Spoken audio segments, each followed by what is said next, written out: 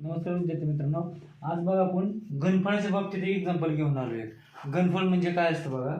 आता बघा, हवा भरलेल्या गोलाकार, इथे बघा शब्द काय गोलाकार फुग्याची त्रिज्या किती दिली आहे 21 सेंटीमीटर. तर त्या फुग्यामध्ये किती घन सेंटीमीटर हवा मावेल. बघ, एखाद्या वस्तूमध्ये समजा एखादं भांडे, त्या भांड्यामध्ये जेवढं पाणी बसतं म्हणजे ते काय असतं, त्याचं घनफळ असतं. इथं काय बसली एका फुग्यामध्ये हवा बसली. आता फुगा कसा असतो गोलाकार, म्हणजे तिथं आपल्याला गोलाची घनफळ काढायची. आता बघा, गोलाची घनफळ काढण्याचं पहिलं सूत्र काय आहे बघा. सूत्र काय 4/3 पाय आर घन. लक्षात ठेवायचं घनफळामध्ये नेहमी इथं गोलाच्या बाबतीत काय येतो, नेहमी घन येतो. आता बघा त्यांनी काय काय दिले आपल्याला.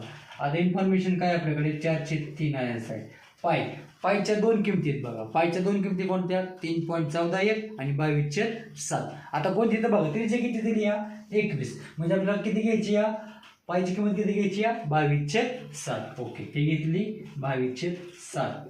परत आर किती येतं 21, 21चा घन करायचा म्हणजे 3 वेळेस वर्ग करायचा. 21 गुणिले 21. आता बघा कॅल्क्युलेशन करत बसायचं नाही.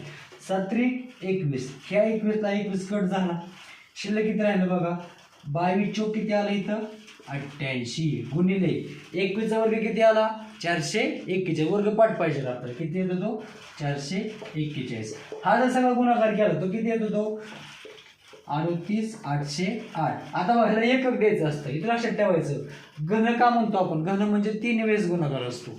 इथं बघा हे सेंटीमीटर आहे म्हणजे 3 वेळेस गुणाकार. घन सेंटीमीटर म्हणजे किती आलं हे घन सेंटीमीटर. लक्षात आलं. हे सूत्र फक्त लक्षात ठेवा 4/3 पाय आर क्यूब. पाय म्हणजे किती 22/7. बघा पायची किंमत किती, पायला दोन किमती आहेत 3.14 किंवा 22/7. जर त्रिज्या 7च्या पट्टीत दिली असेल तर किती घ्यायचं 22/7. Okay, thank you.